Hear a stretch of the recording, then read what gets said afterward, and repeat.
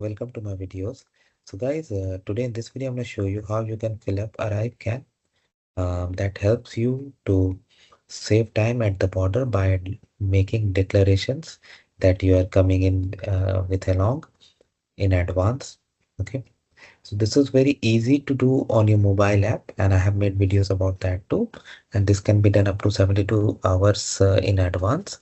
So this will like improve your border experience. With this upcoming holiday season, this is gonna be helpful when too many people will come in. So with this step, if you can save some time, it's gonna be good for you and for your companions. So in front of you, I have opened this ArriveCAN website. Okay. If you're coming here for the first time, you have to create your account. Okay. Sent. So you need to put your email address, confirm email address, password, and go for create account. So I'm going to do this and then I'm going to see you guys. So guys, what happens is once you complete the registration, the system does notify you and also verifies your email account with a code. You have to do that and then your account gets activated and then you come to this page. So it is asking you to add a traveler because with this your future submission could even save more time. Okay, it's an optional option, but yeah, why not? Let's register. But here you need to upload the document and you need to basically you are creating a profile. Okay, like when someone is traveling, you need someone's details and then what are they carrying. Okay, so yeah, but anyway, I'll go to the declaration pass first.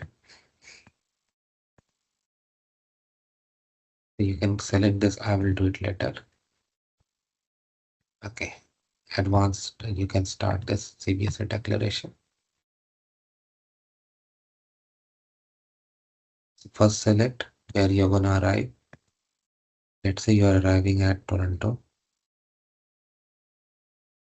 When you are arriving, let's say you are arriving. When are you arriving? But again, this is not like has to be pinpoint accurate because sometimes flights get delayed too. So they accommodate that. Okay. Select travelers. So because we have not added any travelers, so you can add them right away here also. Okay. Select the document type, country of issue. Let's say you are an Indian national.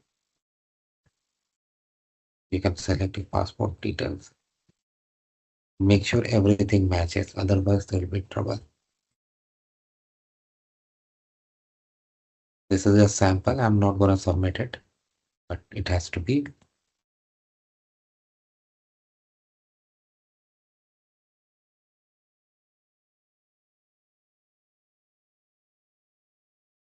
The travelers are added. Okay.